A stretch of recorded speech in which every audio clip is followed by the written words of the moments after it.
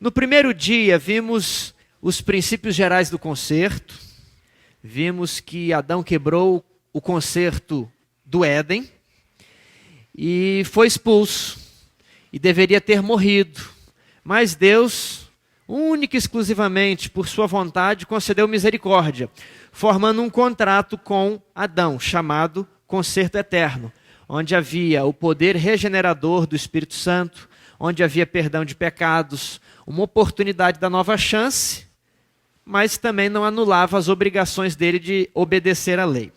Ontem nós vimos mais detalhadamente a expansão desse conceito do concerto eterno, que foi renovado com vários patriarcas, e depois João Batista, ele veio ali para preparar o caminho para Cristo, que veio para ratificar, para assinar esse contrato. Mas, no Monte Sinai, foi feito também um outro contrato, chamado Contrato do Sinai. E ele foi ratificado mediante sangue de animais. E ele é chamado de a velha aliança. E o concerto eterno é chamado de nova aliança, porque foi ratificado depois. Estão lembrando? Nós também vimos que no concerto do Sinai não havia a cláusula de graça. O concerto do Sinai não fazia previsão de perdão de pecados, de nova chance de misericórdia. Ele era como o concerto do Éden. No dia em que você errar, você está condenado à morte eterna. Mas se você cumprir tudo, você tem direito à vida eterna pelos seus méritos. Ok? E foi Deus que propôs assim. Hoje nós vamos ver que esse concerto do Sinai chega a um fim. O fim do concerto do Sinai. Vamos ver o defeito da velha aliança e qual era a necessidade da sua revogação. Então, ainda nos dias de Israel, o profeta Jeremias, que viveu debaixo da lei de Moisés, debaixo da velha aliança, inspirado por Deus, ele fez uma promessa ao povo de Israel. Que promessa era essa? Jeremias 31, verso 31 a 34. Eis aí vem dias, diz o Senhor, e firmarei nova aliança. Nova aliança, vamos ler devagar o texto. Uma nova aliança com a casa de Israel e com a casa de Judá. Não conforme a aliança que fiz com seus pais, no dia em que os tomei pela mão para os tirar da terra do Egito. Então, essa nova aliança seria igual à velha? Claramente o texto declara. Por que eu estou ressaltando isso? Vocês vão ver muita gente dizendo que as duas eram iguais. Mas a Bíblia diz, não eram iguais. Não conforme, não da mesma maneira, não semelhante. Vai ser uma nova aliança. Por quê? Porquanto eles anularam a minha aliança, obstante eu os haver desposado, diz o Senhor. Por que Israel anulou a aliança de Deus? Aquela aliança tinha graça? Tinha regeneração? Tinha perdão? Não. Então, uma vez que o camarada errou, acabou para ele a aliança, né? Se ele errou com 15 anos, vamos pensar assim, condenado à morte eterna. A aliança tem algum propósito? Não. Então eles anularam a aliança porque todos pecaram. E a aliança não conseguia produzir efeitos para salvar ninguém. Eu vou trabalhar melhor isso daqui a pouco. Só estamos explicando fragmentos do texto. Agora falando da nova aliança. Porque esta é a aliança que firmarei com a casa de Israel. Depois daqueles dias, diz o Senhor, na mente lhes imprimirei as minhas leis. Antes a lei era impressa onde? Em tábuas de pedra e em um livro, que era uma lei escrita. Mas agora Deus vai falar, nessa nova aliança não vai ter livro. Eu vou imprimir as minhas leis aonde? Na mente. Também no coração lhes inscreverei, e serei o seu Deus, e eles serão o meu povo. Verso 34. Pois perdoarei as suas iniquidades, os dos seus pecados jamais me lembrarei. Quem gosta de português, amém. Quem gosta de português, entende que quando você fala, olha, eu não vou fazer igual eu fiz com esse livro preto, porque aquele livro eu vou pintar de vermelho. Olha, se aquele eu vou pintar de vermelho, quer dizer que esse não era pintado de vermelho. Se na nova aliança, nela, eu vou perdoar, o que é que fica implícito? Que nessa não existia graça.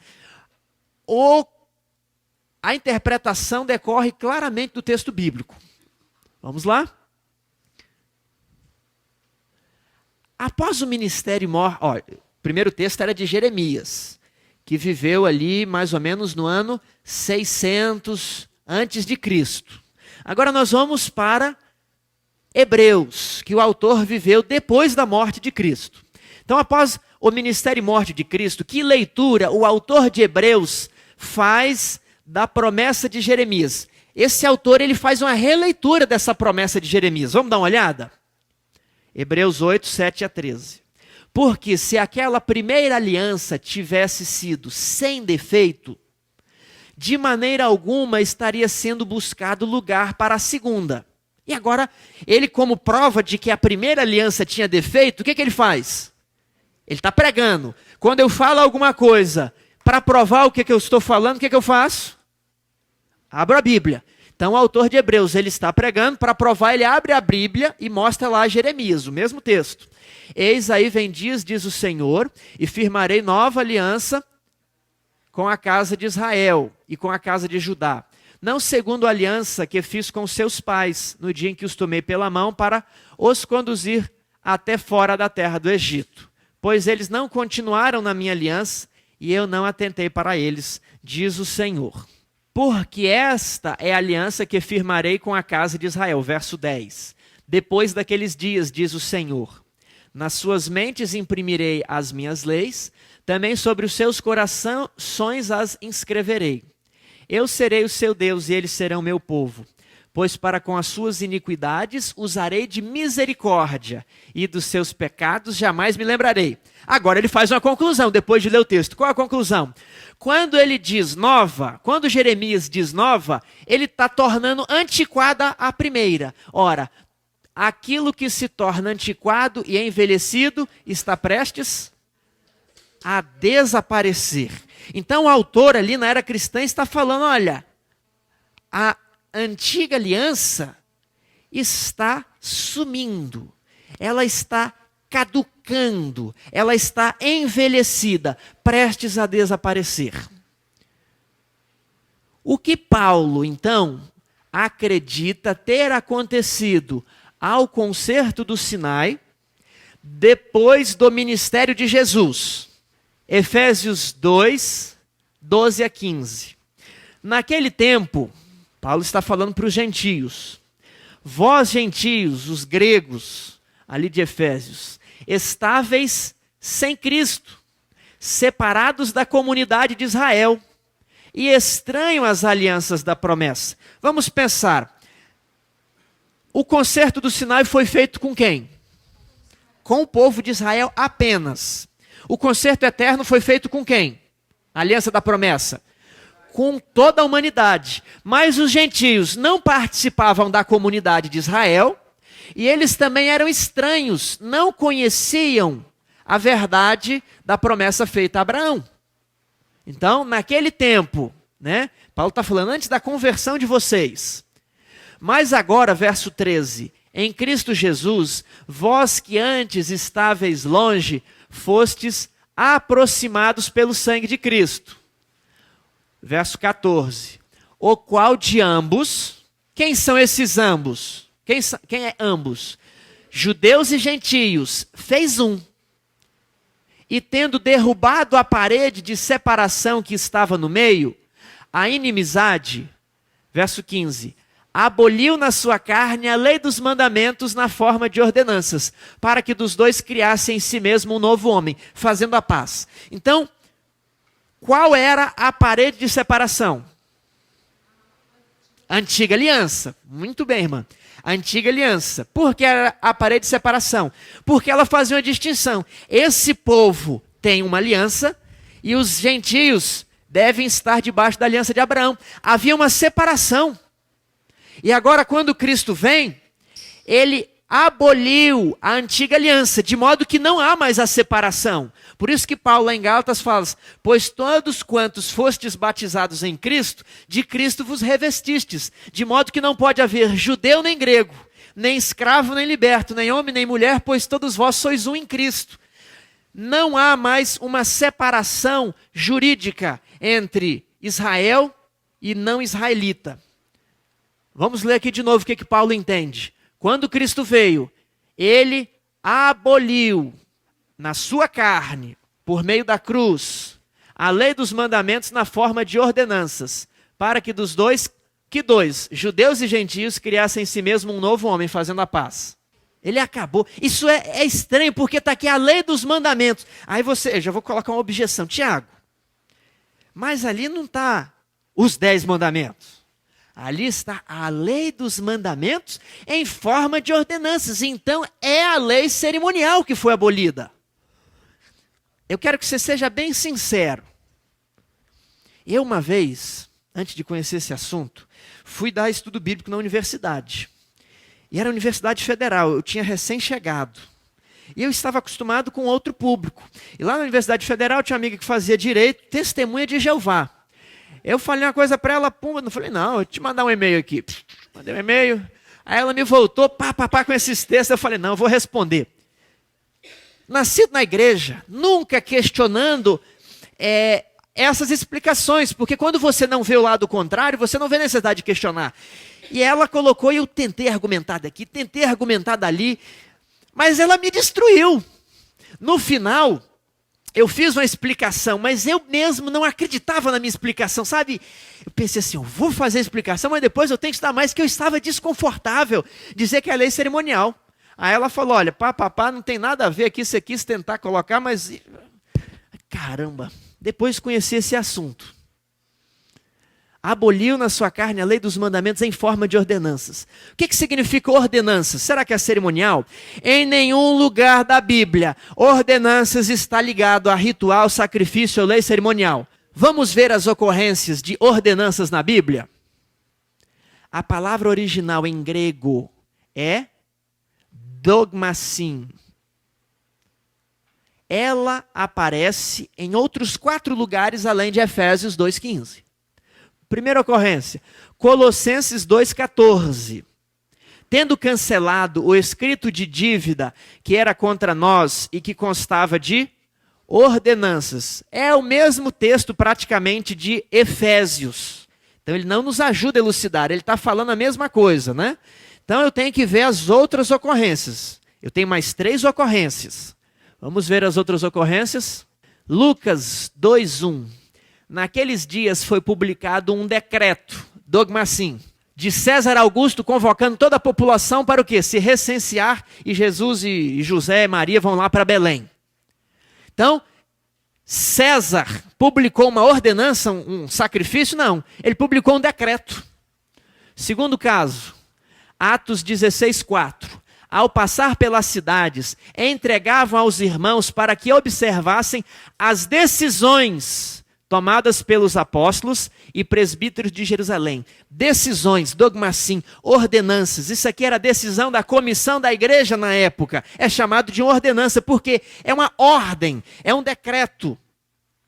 O último caso, Atos 17,7. Aos quais Jasão hospedou. Todos estes procedem contra os decretos, ordenanças de César, afirmando ser Jesus outro rei.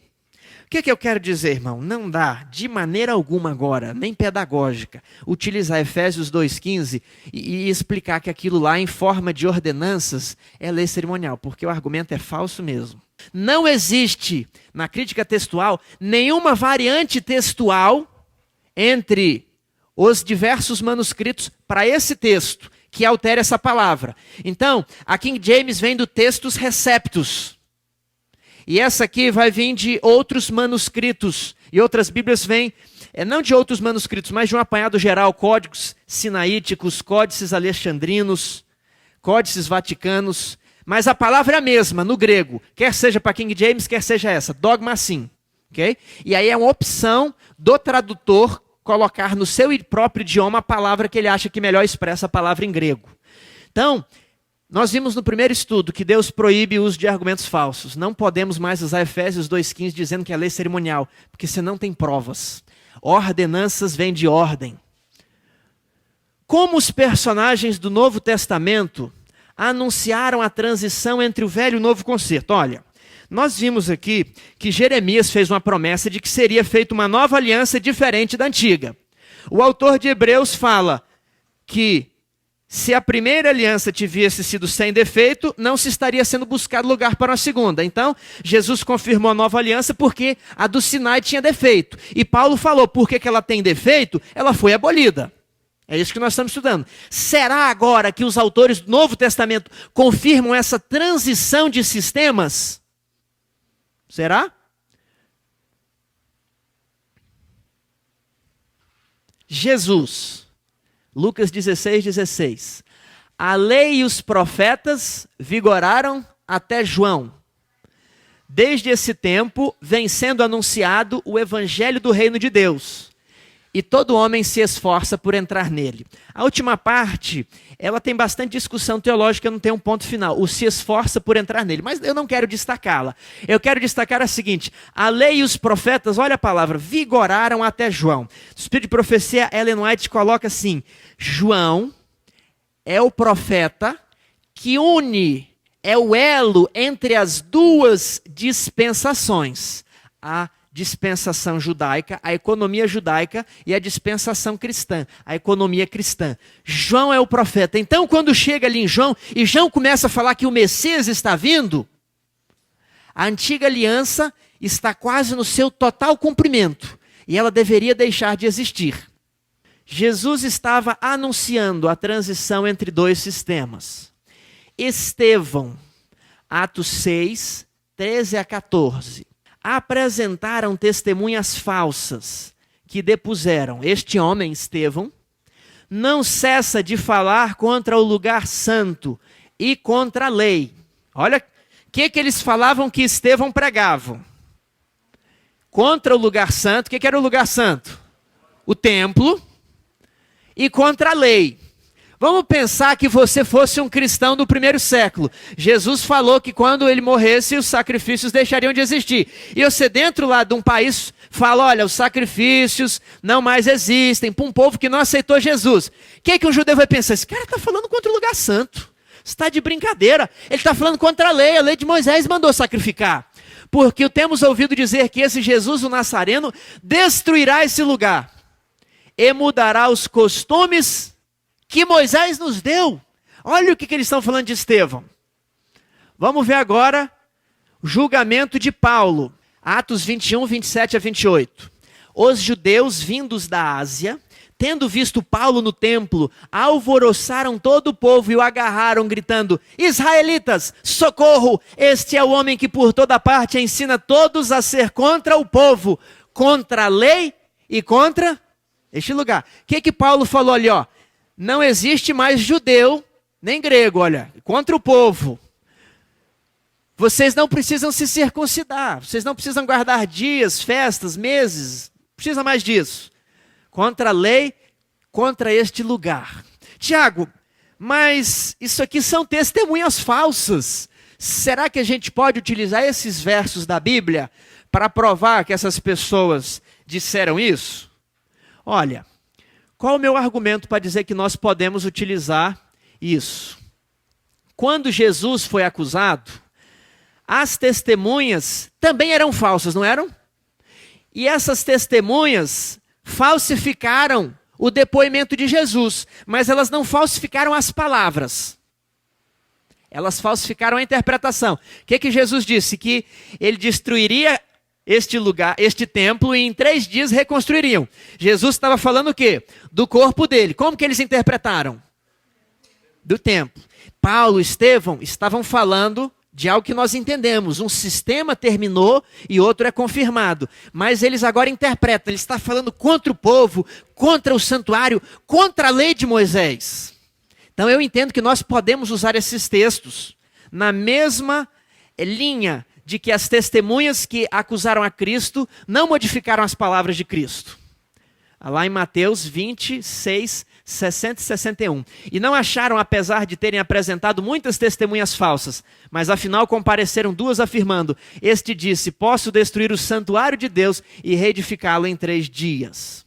Vamos agora sobre textos de Paulo sobre a revogação da antiga aliança. Quero fazer agora um parênteses, antes de ler os textos de Paulo. Vocês lembram que as alianças são um pacote. Dentro de uma aliança eu tenho lei moral, os 10 mandamentos, eu tenho lei cerimonial, eu tenho leis de saúde, ok? No concerto do sinal tinha leis civis, só que não é essa terminologia que a Bíblia usa. A Bíblia usa o quê? Mandamentos, estatutos e juízos. Então aqui é o concerto de Abraão. Tem mandamentos no concerto de Abraão? Tem estatutos aqui, que é o detalhamento dos mandamentos? Tem juízos? Tem. Detalhamento dos 10 mandamentos? Tem. Agora isso aqui é o pacote da lei de Moisés. Tem mandamentos aqui? Tem. Tem estatutos? Tem juízos? Tem leis de saúde? Tem lei cerimonial aqui? Tem. Então é o seguinte, se eu acabo com um desses pacotes, inclusive com os 10 mandamentos que estão nesse pacote, porque quando você joga a sacola fora, vai fora com tudo que está dentro. Eu fiquei sem 10 mandamentos? Eu quero que vocês captem, eu vou perguntar de novo. Eu tenho dois pacotes. Em cada um desses pacotes chamado alianças, eu tenho 10 mandamentos. Um desses pacotes pertence apenas a Israel e um desses pertence a toda a humanidade. Se eu pego o pacote de Israel e acabo com ele, eu fico sem 10 mandamentos? Porque eu tenho 10 mandamentos aqui na nova aliança que foi feito antes de Israel, antes de Moisés, antes de ter existido qualquer judeu, e foi feito com toda a humanidade. Então, quando eu leio esse texto de Paulo, na maneira que ele escreveu, de que Deus acabou com a antiga aliança, eu não prejudico em nada os 10 mandamentos. Eu não prejudico em nada o sábado. Esse era um tema bem mais explorado na igreja adventista até o ano de 1952, quando houve as conferências bíblicas e o pastor Edward Heppenstall, na melhor das tentativas de fortalecer a argumentação para defender o sábado, entendeu que era tudo uma aliança só. Ok? Qual que era o objetivo dele? Era mal? Era, vou prejudicar? Não. Qual que era o objetivo dele? Defender o sábado. Querendo ou não, se a pessoa for com pouca leitura, ela vai demorar um pouquinho a entender duas alianças, etc. Eu acho que essa argumentação é muito mais forte. Duas alianças. Agora, na tentativa dele falar que a lei dos 10 mandamentos não muda, e realmente não muda, na prática não tem diferença, na prática a diferença gritante mesmo é que acabou a lei cerimonial. Na prática essa é a diferença, e a lei civil, essa é a diferença na prática. Mas juridicamente essa não é a diferença, aí até a pessoa se abstrair, ele achou melhor dizer que tudo é uma aliança só, para tentar fortalecer o sábado. Mas vocês querem ver como é muito mais fácil diante de um evangélico que vai argumentar com o adventista, ele já sabe o que ele vai falar assim: Tiago, mas você guarda o sábado? Guardo. Por quê? Está nos 10 mandamentos. Paulo diz que Cristo o quê? Aboliu a lei. Sabe o que eu falo para ele? É verdade. Sabe o que ele faz para mim? Ele fica em choque. Ele não sabe o que fala para mim. Porque ele pensou que eu vou falar, não, a lei não foi abolida. Aí ele vai falar, foi. Eu falo, não foi. Ele fala, foi. Aqui os textos. E aí a briga sem fim. Ele chega, foi abolida. Ele perdeu o chão. O que ele vai falar? Mas, rapaz, você é adventista, defende a lei. Ele falou, não, a lei foi abolida. Paulo falou, está falando. Como é que você interpreta a Bíblia? Não é literal? Então, mas como é que você guarda o sábado? Meu amigo, a Bíblia tem duas leis, duas alianças. Você tira uma, sobra quantos? Uma, qual é o mistério? Acabou. Acabou a conversa. Não tem mais argumentação. Agora, querem ver uma argumentação diferente? O evangélico chega para o adventista e fala assim, por que você guarda a lei? Não, porque Cristo aboliu a lei cerimonial, mas fica os 10 mandamentos. Tá, mas se ele aboliu a lei cerimonial, por que você não come carne de porco? Não, vejamos bem. Na verdade, as leis de saúde, elas são eternas, né? Porque elas fazem bem para a saúde, e por isso que eu não como carne de porco. Não é uma questão ali moral, cerimonial. Aí ele fala, olha, eu ouvi dizer que a circuncisão faz muito bem para a saúde do colo do útero da sua esposa. Aí no final a argumentação na verdade, só a graça salva. Fica uma discussão assim, você vai pela saúde, então se circuncida também. Os judeus têm uma pequena incidência de câncer de colo de útero. Vocês já devem ter ouvido falar disso. Ok, vamos agora para os textos de Paulo. Agora que vocês já estão mais aliviados, do que eu estou dizendo aqui. Romanos 10:4. Porque o fim da lei é Cristo, para a justiça de todo aquele que crê. Tiago, mas será que não é o fim de finalidade? Pode ser. Eu acho que são os dois. Cristo é a finalidade da lei, Cristo é o cumprimento da lei, mas Cristo também terminou com a lei de Moisés. E o contexto também me corrobora com a lei de Moisés, porque ali ele está falando, lá em Romanos 11, tem ali a oliveira brava, um é cortado, o ramo natural, outro é enxertado. Ele está trabalhando da temática de dois povos, das duas dispensações ali. 2 Coríntios 3, 13 a 15. E não somos como Moisés, que punha véu sobre a face, para que os filhos de Israel não atentassem na terminação do que se desvanecia.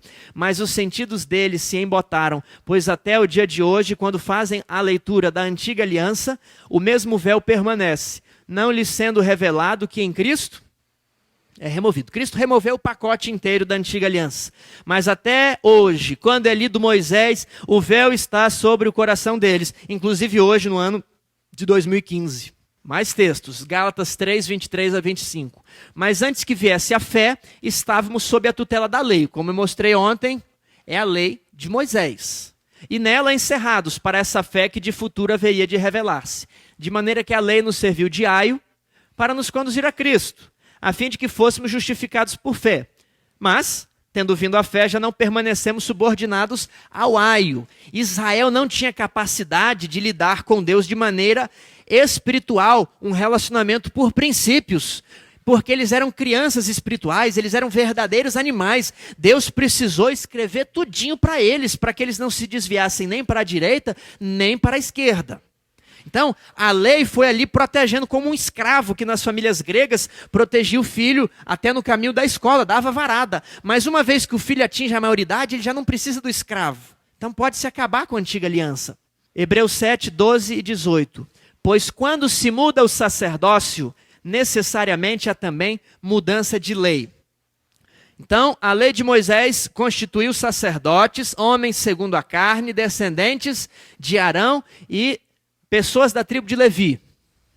Esse era o sacerdócio. E ele diz que se Jesus fosse aqui na terra, nem mesmo sacerdote poderia ser, porque era da tribo de Judá, tribo a qual Moisés nunca constituiu sacerdotes. Mas hoje Jesus é o quê? Sacerdote. Então, quando você muda o sacerdócio, sai de Arão e vai para o sacerdócio segundo a ordem de Melquisedeque, que não teve início de dias, princípio de dias, nem fim de existência. Quando você muda o sacerdócio e Jesus Cristo é sacerdote segundo a ordem de Melquisedeque, você também muda a lei, porque Melquisedeque foi constituído sacerdote lá mediante a aliança de Abraão. E Arão foi constituído sacerdote mediante a lei de Moisés. Muda-se o sacerdócio, há necessariamente mudança de lei. Verso 18. Portanto, por um lado se revoga a anterior ordenança, mas aqui não é dogma assim. Concerto do Sinai, por causa de sua fraqueza e inutilidade. Por que ele era fraco e inútil? Pois a lei nunca aperfeiçoou coisa alguma. E por outro lado se introduz esperança superior, concerto eterno, pela qual nos chegamos a Deus. Por que a lei nunca aperfeiçoou coisa alguma? Não tinha regeneração do coração, não havia perdão dos pecados. Essa lei não tem como salvar. Vamos adiante? Vamos ver agora este gráfico. Essa linha azul é a vigência do concerto eterno, desde eras eternas e caminha para a eternidade. Então ele foi feito primeiramente com Adão, renovado a Noé, a Abraão. Depois vem o concerto do Sinai, que é ratificado no mesmo dia. E ele teve uma vigência até a cruz de Cristo. E ele era feito apenas com Israel. Na cruz de Cristo, ao ser ratificado o concerto eterno, o concerto do Sinai chega ao fim. Amanhã nós vamos ler um pouco mais de versos que provam aqui o início ou a confirmação do concerto eterno. Não falte amanhã. Cada palestra complementa a anterior. Por que o concerto do Sinai foi abolido? Hebreus 8, 6 e 7. Agora, com efeito, obteve Jesus ministério tanto mais excelente, quanto é ele também mediador de superiores promessas. Olha, ele é um mediador de uma promessa superior. Porque se aquela primeira aliança tivesse sido sem defeito, de maneira alguma estaria sendo buscado lugar para a segunda. Se a aliança de Moisés não tivesse defeito, Deus não buscaria confirmar o concerto eterno. Estava bom aquela. Tiago, mas se foi Deus que fez, Deus faz as coisas tudo perfeitas, não é? Por que a aliança de Moisés tinha defeito? Vamos ver? Jeremias 31, 31 a 34. Eis aí vem dias, diz o Senhor, e firmarei nova aliança com a casa de Israel e com a casa de Judá, não conforme a aliança que fiz com seus pais. Vou pular aqui para o verso 33. Qual era o defeito? Não era inscrito a lei na mente nem no coração, e não havia perdão de pecados. Esse era o defeito da lei de Moisés. O defeito estava na lei? O defeito estava no povo, que precisava de misericórdia, a qual Deus não é obrigado a conceder, e o homem não tem poder para exigir. O defeito estava no homem, que não conseguiu obedecer à lei de Deus. Vamos adiante? A ausência de segunda chance. Agora, eu falei que não tinha segunda chance, vamos provar isso na Bíblia. Atos 13, 39. E por meio dele, Jesus Cristo, todo o que crê é justificado das coisas das quais vós, israelitas, não pudeste ser justificados pela lei? Olha lá, está claro isso. Esse é o primeiro defeito, a ausência de segunda chance. Somente pelo conserto eterno, a justificação dos pecados que eles não conseguiram ser justificados pela lei de Moisés. Quero fazer um parênteses. Muita gente, ao explicar isso, diz que os israelitas não alcançaram a justiça, porque eles queriam praticar uma lei e obter o perdão por meio da lei, ou interpretaram mal a lei de Deus, né? Que a gente fala, eles criaram tantos mandamentos sobre o sábado, e eles eram legalistas. Por quê? Porque eles queriam praticar a lei. Eu te pergunto, nós não pegamos que tem que praticar a lei hoje? Qual que é o problema de praticar a lei hoje? Vamos pensar que o crente, ele se esforça ao máximo, ele pratica toda a lei. Aí Jesus, no juízo, né, chega a pessoa lá perante o trono e fala assim, não, você não vai para o céu, por quê? Você não batia no peito e falava, você é um maldito pecador, etc. Mas ele teve uma vida sincera, ele fez tudo por amor, na prática ele viveu. Então, eu não concordo que a explicação é que no concerto do Sinai eles deturparam, não entenderam. Não, o problema estava no concerto mesmo, não tinha perdão, não tinha como, podia fazer o que fosse. Não tinha como ser justificado pela lei de Moisés. Era uma questão contratual. Mas eu acho, irmãos, que nós somos pecadores, né? Que temos que confessar a Jesus Cristo, é o único meio de alcançar a justiça. Sexta-feira é uma palestra específica sobre justificação, aplicando estes conceitos. Você é salvo pela fé, mas você é julgado pelo quê? Pelas obras. Se você tem obras, com certeza você tem o quê? Fé. Entendeu? Então, no final, a questão vai ser resumida na prática. O problema é a gente que professou fé e não manifestou obras, nunca teve fé. Se você tem obra, você tem fé, não tem como separar. Hebreus 9,15. Por isso mesmo, ele é o mediador da nova aliança, a fim de que, intervindo a morte, para a remissão das transgressões que havia sob a primeira aliança, recebam a promessa da eterna herança àqueles que têm sido chamados. Não era uma questão que deturparam a lei de Moisés, que inventaram, não havia previsão de perdão na antiga aliança. Então, o primeiro defeito da antiga aliança era a ausência de segunda chance. Segundo defeito, incapacidade de regenerar o coração. Romanos 8,3. Porquanto, o que fora impossível à lei, no que estava enferma pela carne. Carne de quem? O problema era do homem, que tem natureza pecaminosa, por isso não conseguia obedecer à lei. Isso fez Deus enviando seu próprio filho. E aí na nova aliança há a promessa de que ele vai colocar a natureza divina dentro de você. Hebreus 7, 18, 19. Portanto, por um lado se revoga a anterior ordenança por causa da sua fraqueza e inutilidade, pois a lei nunca aperfeiçoou coisa alguma. E por outro lado se introduz esperança superior. Qual título Paulo deu ao concerto do Sinai por causa desse defeito? 2 Coríntios 3, 6 a 9. O qual Cristo nos habilitou para sermos ministros de uma nova aliança, não da letra, mas do Espírito. Porque a letra mata, mas o Espírito vivifica. Tem uma denominação que usa bastante esse verso, dizendo que você não pode interpretar a Bíblia de maneira literal. Você tem que espiritualizar. E você pega, o que Deus quer me falar hoje, né? Aí a pessoa abre lá em Mateus, tendo dito isso, Judas pegou a corda e foi enforcar-se. Vou espiritualizar aqui, né? Dessa maneira, não podemos interpretar a Bíblia assim.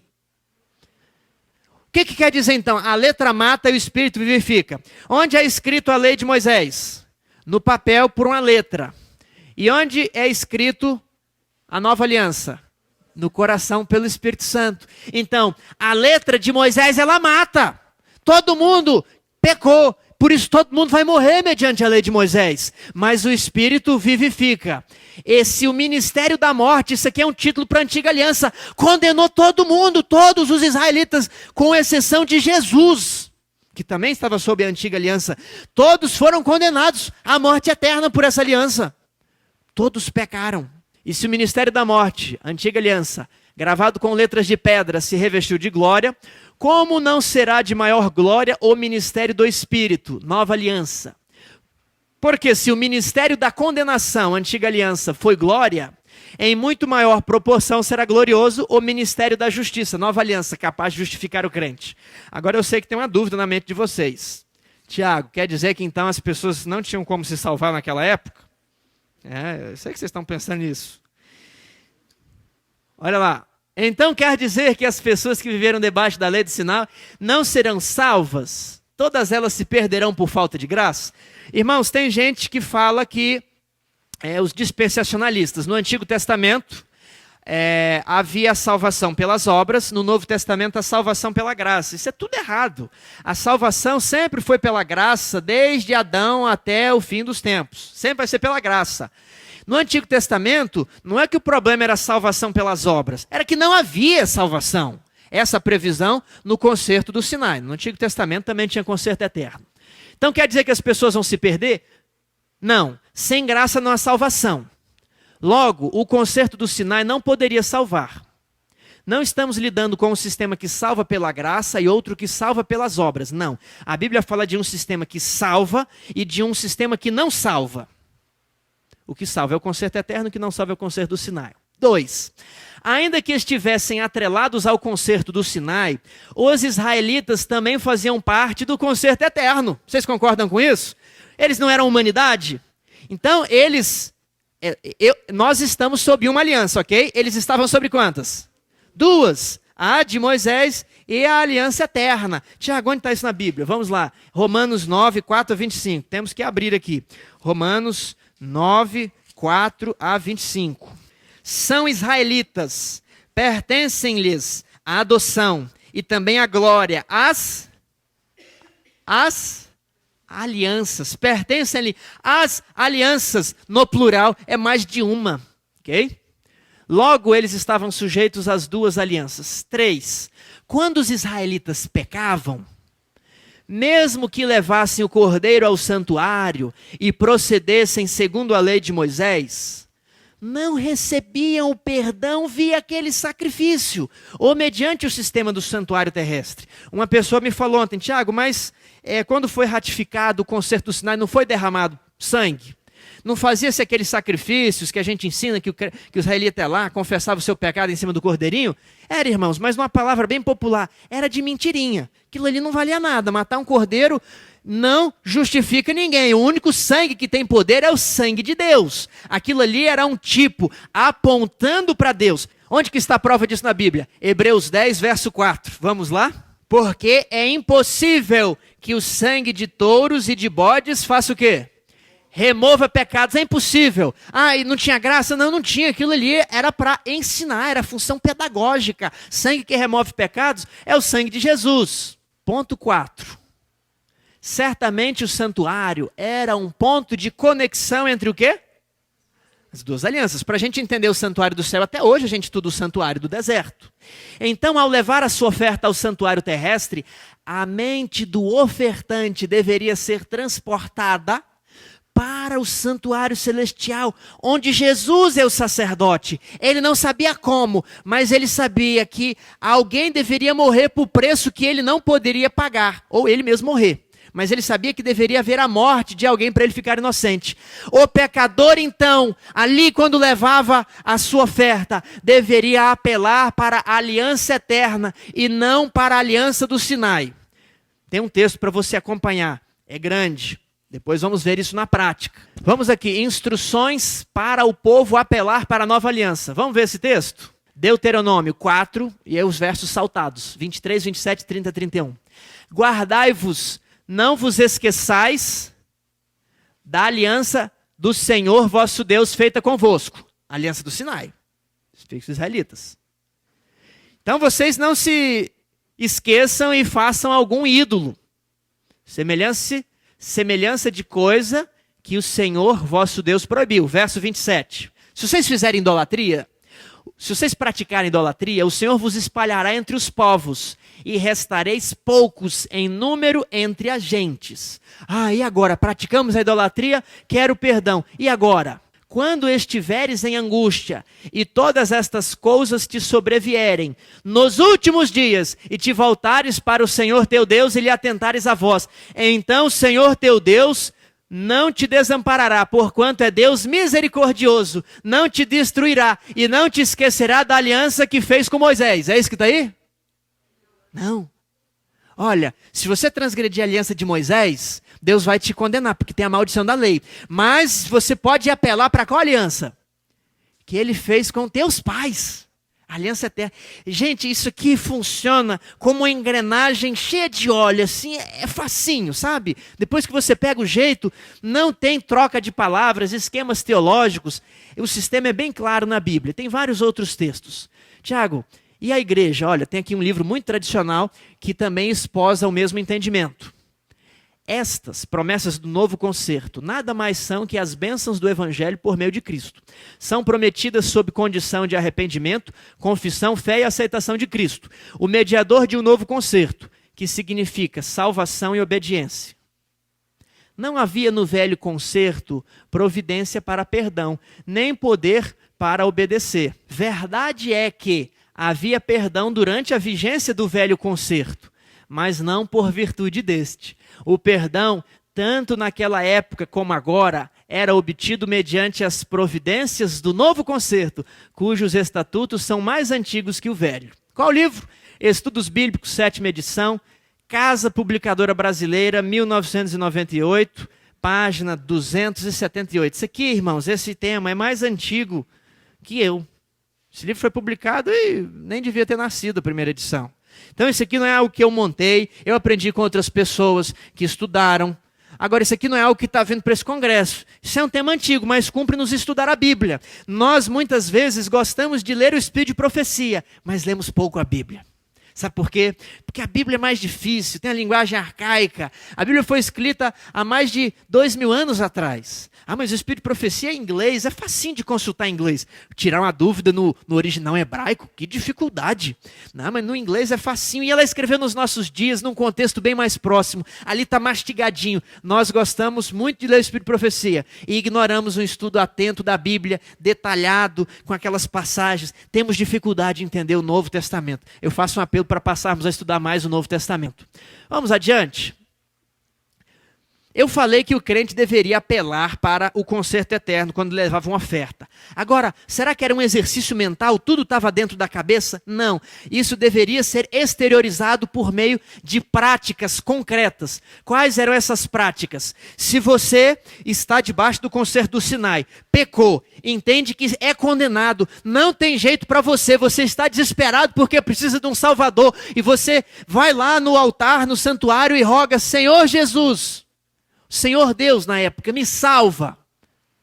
Você pede a misericórdia, seja misericordioso com o próximo. Não deveria ter a obrigação de ser. Você pode acertar tudo e ter a vida eterna por seus méritos. Mas como você não conseguiu que é a misericórdia, seja misericordioso com o próximo. O concerto do Sinai não exigia misericórdia. Vamos ver isso amanhã. Vamos ver os textos aqui? Tiago 2, 12 a 13. Falai de tal maneira e de tal maneira procedei, como aqueles que hão de ser julgados pela lei da liberdade. O novo concerto. Porque o juízo é sem misericórdia para com aquele que não usou de misericórdia. A misericórdia triunfa sobre o juízo. Próximo texto. Mateus 18, 32 a 35. Isso aqui é a parábola do homem que devia muitos talentos ao rei. E ele rogou, por favor, perdoa-me. Então seu senhor o perdoou. E ele saiu ali, né? Isso era no contexto que Pedro perguntou quantas vezes temos que pedir perdão. O rei então perdoa aquele servo e agora ele, encontrando seu conservo que lhe devia uma pequena quantia, passa a enfocar dizendo, paga-me tudo o que deves. E agora os servos do rei, vendo aquela história, contaram para o rei. Verso 32, então o seu senhor chamando-lhe disse, servo malvado, perdoei-te aquela dívida toda porque me suplicaste.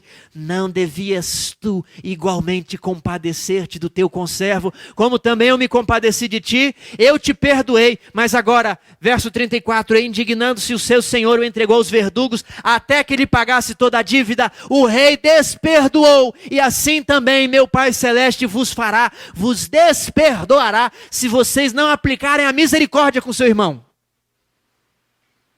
Quer misericórdia do novo concerto? Israelita tinha que ser misericordioso com seu irmão. Terceiro texto. 1 Reis 20, 39 a 40.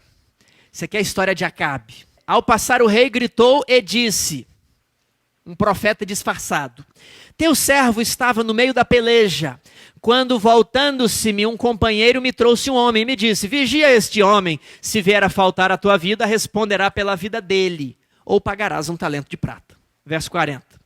Estando o teu servo ocupado daqui e dali, ele se foi. Respondeu-lhe o rei de Israel, Acabe, esta é tua sentença, tu mesmo a pronunciaste. O problema era que Acabe tinha tido a ordem de matar um rei na guerra, e ele foi misericordioso com o rei. E agora, quando um homem lá conta uma história e pede misericórdia, Acabe fala, peraí, é justiça, meu amigo, você deu bobeira, o homem escapou, tua vida responderá pela dele. Tu mesmo a pronunciaste. 1 Reis 20, verso 42. Assim diz o Senhor, o profeta respondeu, porquanto soltaste da mão o homem que eu havia condenado, a tua vida, Acabe, será em lugar, a vida do rei será em lugar da sua vida, Acabe, e o teu povo em lugar do seu povo. Estão entendendo a questão de misericórdia e justiça? Vamos agora para o segundo ponto prático que o israelita devia fazer se quisesse as bênçãos do concerto eterno. Mateus 5, 27. Ouviste o que foi dito, não adulterarás. E ele podia ficar na letra, não adulterarás, é o que está escrito.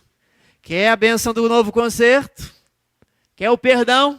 Espiritualiza a lei, porque o novo concerto é uma lei espiritual. Quer andar sob ele? Quer a bênção dele? Ande sobre as regras dele. Eu, porém, vos digo, qualquer que olhar para uma mulher com intenção impura no coração, já adulterou com ela. Próximo texto. 1 Coríntios 9, 9 e 10. Porque na lei de Moisés está escrito, não atarás a boca ao boi que debulha. Está lá, quando o boi ia pisar o milho para separar o milho da espiga, não deveria deixar o boi ficar vendo a comida e não podendo comer. Aí Paulo conclui, acaso é de bois que Deus se preocupa? Ou é seguramente por nós que ele diz?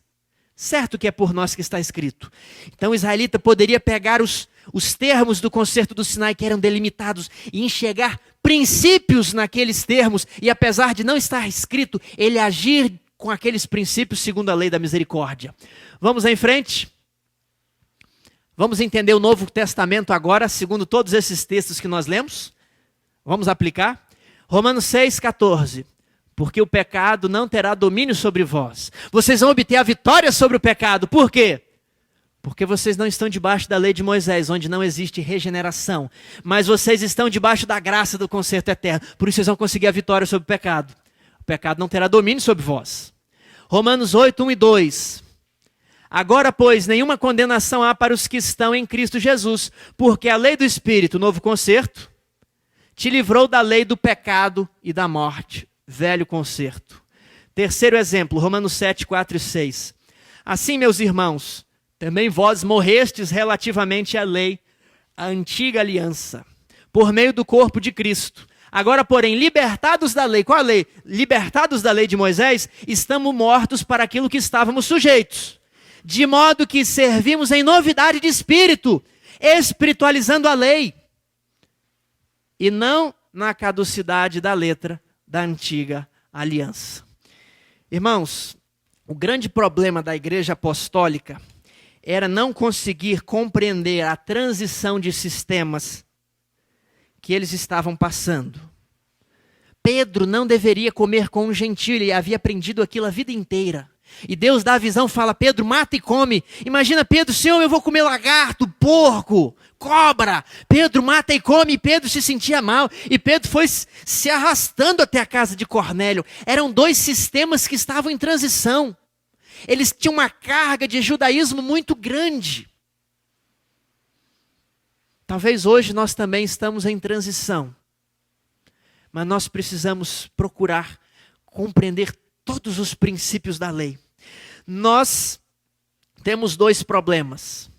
Há irmãos que se prendem na letra e querem viver da lista. Pastor, até onde pode? Aqui, então eu vou andar ali. E aí fica aquele adventismo. Não pode comer carne de porco, pode fazer isso no sábado, não pode, não pode. Você quer viver na letra, você não espiritualiza nada. E depois espera que Deus te trate conforme o Espírito, com misericórdia.